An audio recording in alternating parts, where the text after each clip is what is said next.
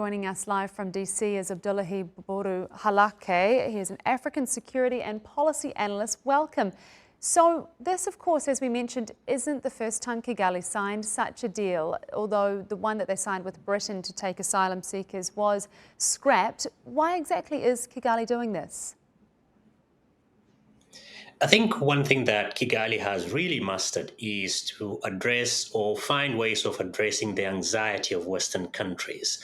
So at this particular moment, Kigali is under pressure than never before regarding its support for members of M23 inside the DRC. So I think because of that pressure, Kigali feels like this very mercantilist, scratch my back, I'll scratch your back deal that is the approach of the US government now under the current administration sits well with that. Furthermore, it will make it easy now for the Rwanda-DRC agreement and the Rwanda M23 agreement, which is the proxy for the Rwandese government, whereas Rwandese government rejects those allegations.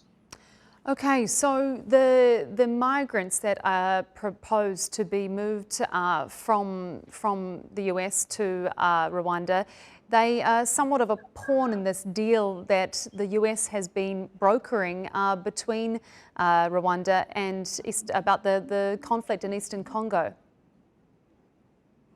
Yes, it is, precisely. I think Rwanda knows that the United States, especially this administration, has made deportation or denying of migrants, refugees, and asylees as its top priority. So, if that is the case, then once the UK Rwanda deal was quashed, they just needed to repurpose that and say, we would be able to do this because we've done, regardless of the fact that the United States State Department report of 2023 highlights that Rwanda has got significant human rights challenges, including extrajudicial execution and all that.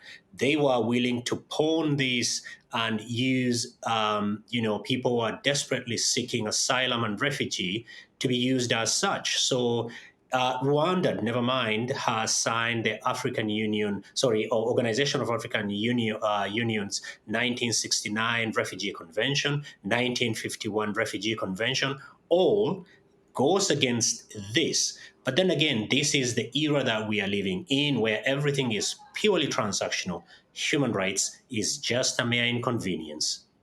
Abdullahi Boru Halakhe, African security and policy analyst, thank you so much for your time here on TRT World.